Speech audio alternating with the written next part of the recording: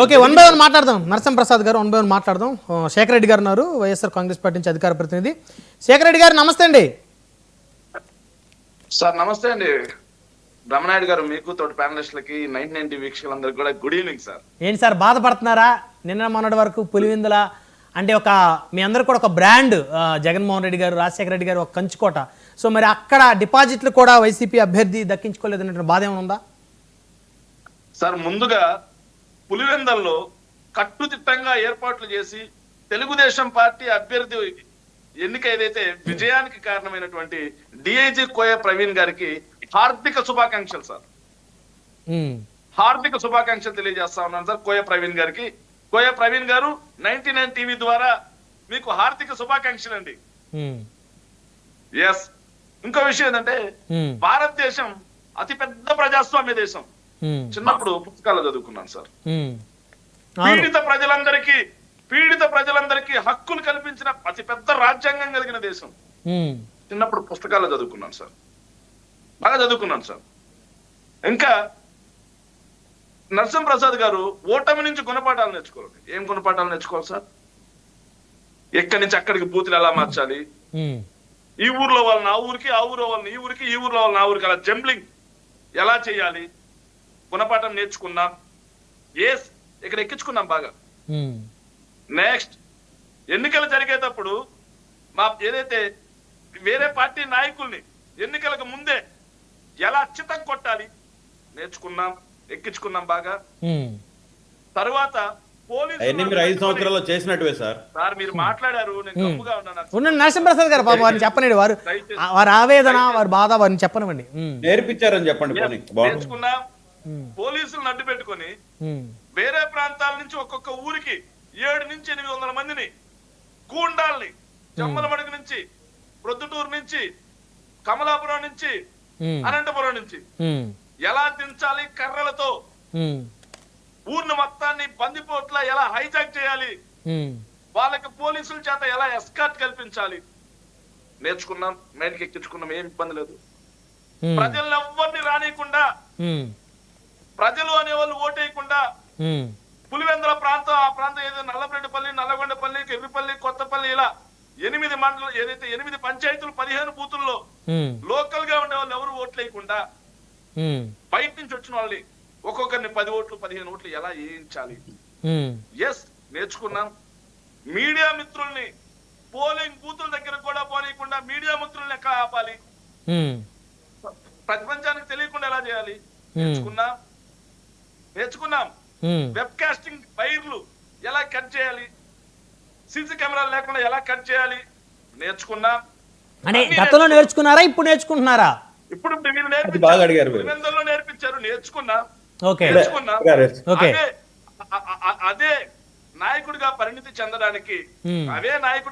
చెందడానికి, లక్షణాలు అంటే ఆ లక్షణాలు మాకు అక్కర్లేదు.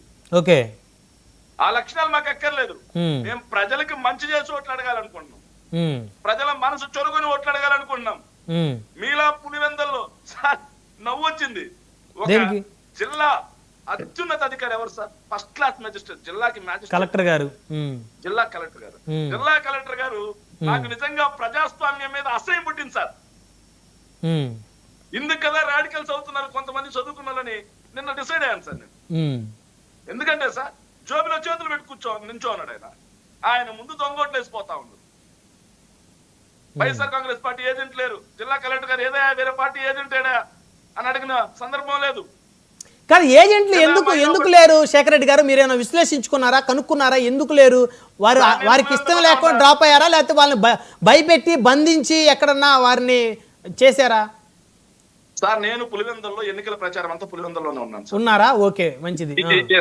ఎన్నిక జరిగిన రోజు కూడా పులివెందుల నియోజకవర్గంలోనే ఉన్నా, కాకపోతే ఎన్నికల కోడ్ ఉన్న ప్రాంతానికి వెలుపల ఉన్నా. మీరు ఉన్నారైతే అక్కడ, మీరు నెల్లూరు, మీరు కూడా పులివెందులు వెళ్ళారు అయితే? ఎన్నికల ప్రచారానికి నేను వెళ్ళాను, ఓకే, కానీ ఎన్నికల కోడ్ ఉన్న ప్రాంతంలో నేను లేను, బయట ఉన్నారు, ఊరు బయట, కోడ్కి వెలుపల ఉన్నా. నాకు కడప జిల్లాకి నాకు క్లోజ్ సంబంధాలు, ఎందుకంటే మ్యారేజ్ చేసుకుంది ఇక్కడే, మా మేనత్తోళ్ళు అందరూ ఇక్కడే ఉంటారు. ఓకే ఓకే, సో నేను ఇక్కడే ఉన్నామన్నా. సో జరిగిన వాస్తవం చెప్తాను సార్. ఏదైతే మా నాయకుల మీద దాడి చేసి తిరిగి వాళ్ళ మీద SC ST అట్రాసిటీ కేసు పెట్టేసి వాళ్ళ పేర్లతో పాటుగా అదర్స్ అని రాశారు సార్. అదర్స్ అని రాసి వైఎస్ఆర్ కాంగ్రెస్ పార్టీ నాయకులందరినీ బైండ్ ఓవర్ చేశారు, భయభ్రాంతులకు గురి చేశారు. తర్వాత తెల్లవారుజామున 4 గంటలకే బూతులు చుట్టూ కర్రలు పట్టుకుని తిరిగారు సార్. నిన్న జగన్మోహన్ రెడ్డి గారు ఫోటోలు చూపించారు సార్, మీరు చూసారో లేదో సార్? కాదు, మీరు చూసారా తెల్లవారుజాము 4 గంటలకు వాళ్ళు బూతుల చుట్టూ కర్రలతో దిగటం? వీళ్ళు చెప్పేదాన్ని బట్టి చూస్తే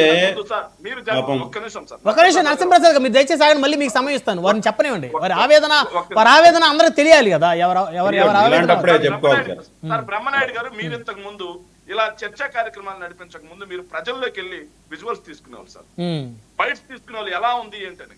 సార్ నేను మిమ్మల్ని అభ్యర్థిస్తున్నాను సార్, నేను అభ్యర్థిస్తున్నా 15 బూతులు మ్యాపింగ్ నేను ఇస్తా.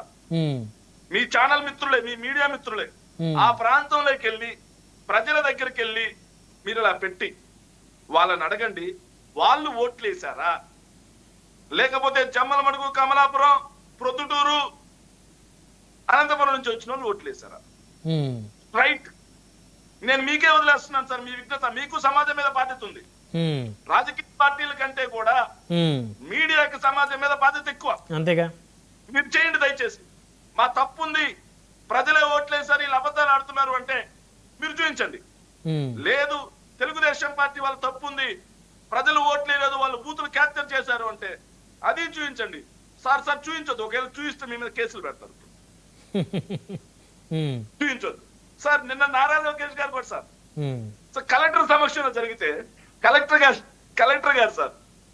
గారు జోబులో చేతులు పెట్టుకున్నారు. జగన్మోహన్ రెడ్డి గారు చూపించగానే tweet delete sir. Tweet delete sir అంటే ఒక బ్యూరోక్రాట్, ఒక ఐఏఎస్ ఆఫీసర్ ఇంత. ఇక నారా లోకేష్ గారు సార్ పులివెందులలో ప్రజాస్వామ్యం గెలిచిందని ఒక వీడియో పోస్ట్ చేశారు సార్. ఇదిగోండి సార్, చూడండి. ఆ 2 రోజులు మొత్తం క్యూ లైన్ మొత్తం జమ్మలమడుగు, ఈ పక్కన మొత్తం కమలాపురం. మీకడ తెలుసు, వాళ్ళు వ్యక్తిగతంగా తెలుసు మీకు వీళ్ళు పలానూరులని? వ్యక్తిగతంగా సార్ ఇప్పుడు వీడియో బయటకు వచ్చినప్పుడు ఒక మాట చెప్తాను సార్. మీది అర్థంకి మీ అర్థంకి అతను వచ్చి మా ఊర్లో ఓటేస్తున్నారు, వీడియో కనిపించింది, మీరేం చెబుతారు? అదే ఇది మా అర్థంకి రా బాబు, ఆడెట్ట ఓటేస్తున్నాడు అని చెప్పి మీ ఊరోడు మీకు చెప్పడా? అంటే నేను ఎట్ చెప్తా వినండి, ఏ బూత్ కింద ఆ బూత్ ఓటర్లు, ఒక వ్యక్తి ఒక 10,000 20,000 ఓటింగ్ ఉన్నటువంటి ఎంటైర్ ఆ ప్రాంతంలో ఓటింగ్ ఉన్నటువంటి వ్యక్తుల్ని ఒక వ్యక్తి గుర్తుపట్టడం అంటే అది కాస్త కష్టసాధ్యమైనటువంటి పనే. పర్టికులర్ ఫలానా బూత్ అయితే ఒక్కొక్క బూత్ లో 400-500 ఓట్లు ఉంటాయి. సరే, ఈ బూత్ ఓటర్ కాదు అని చెప్పేసి ఆ ఏరియాలో ఆ వార్డులో ఉండే వాళ్ళు గుర్తుపడతారు సార్. ఇక్కడ జరిగిన విషయం ఏంటంటే సార్, మీడియా మిత్రులు ఎవరు లోపలికి అలో చేయలేదు. ఇండియా టుడే వాళ్ళని అదే అలో చేయలేదు. మేడం ఒక జర్నలిస్ట్ గారు నాకే స్వయాన చెప్పారు, ఏఎన్ఐ వాళ్ళని అలో చేయలేదు, ఎన్డీటీ వాళ్ళని అలో చేయలేదు, మా సాక్షిని అలో చేయలేదు సార్. అదేదైతే సీనియర్ జర్నలిస్ట్ సార్ ఒక ఆయన ఇంతకు ముందు TV9 లో TV5 లో అలా చేసినట్టున్నారు. మొన్న నేను కొన్ని విజువల్స్ చూసాను. ఎవరంటే కృష్ణమోహన్ గారు ఇప్పుడు RTV లో ఉంటున్నారు సార్. ఆయన సార్ ఈ కూటమి ప్రభుత్వాన్ని పట్టలిప్పేసి నుంచో పెట్టాడు విజువల్స్. ఏం జరిగిందని వాస్తవంగా ప్రజల దగ్గర మైకి పెట్టి చూపించాడు కృష్ణమోహన్ గారు. RTV అందరం చూసాం సార్. మేము చెప్తున్నాం, ఓపెన్ గా చెప్తున్నాం సార్. వాళ్ళు ఈ వీడియో కూడా ఎలా బయటకు వచ్చిందంటే, దొంగ ఓట్లు వేస్తున్నారనే వీడియో కూడా ఎలా బయటకు వచ్చిందంటే, వాళ్ళు అత్యుత్సాహంతో ప్రజాస్వామ్యం పరిణమిల్లింది అని చెప్పి చూపించుకోవడం కోసం వాళ్ళు బయట పెట్టిన వీడియో అది. ఆ వీడియోలో చూస్తే మొత్తం జమ్మలమడుగు వాళ్ళు, మొత్తం కమలాపురం వాళ్ళు, ఈ పక్క వేంపల్లిలో ఒకరు సార్, పులివెందుల కాన్స్టిట్యున్సీ కానీ అక్కడ ఓటు ఉండదు. వేంపల్లి మండలం వేరే మండలం. బీటెక్ రవికి సంబంధించినటువంటి అత్యంత సమీప డ్రైవర్ సురేష్, వేంపల్లి సురేష్, ఇలా మొత్తం వాళ్ళే. మేము ఓటర్ కార్డు నెంబర్లతో సహా చూపించాం, సంభాషణలు వినిపించాం. ఎలక్షన్ కమిషన్ చచ్చిపోయింది. సరే, కోర్టుల మీదైనా సరే, న్యాయ వ్యవస్థ మీదైనా నమ్మకం ఉంచాలి కదా అని ఈరోజు కోర్టుకు వెళ్ళాం. కోర్టు మధ్యాహ్నం ఏమని చెప్పింది, నీట్ గా కనిపిస్తా ఉంటే ఎన్నికల కమిషన్ ముందే చర్యలు తీసుకోవాల్సింది, మా తీర్పు మధ్యాహ్నం తర్వాత వెల్లడిస్తా ఉన్నారు. మధ్యాహ్నం తర్వాత మేము దీంట్లో జోక్యం చేసుకోలేని కొట్టేస్తున్నామంది. ఇవన్నీ చూసిన తర్వాత ఒక చదువుకున్న యువకుడిగా, రాజకీయాల్లో ఏదో సాధించాలి, మా ప్రాంత ప్రజలకు ఏదో మంచి జరుగుద్ది అన్న వచ్చిన యువకుడిగా నాకు పూర్తిగా ప్రజాస్వామ్యం మీద నమ్మకం ఉంది సార్. రాజకీయం చేయాలంటే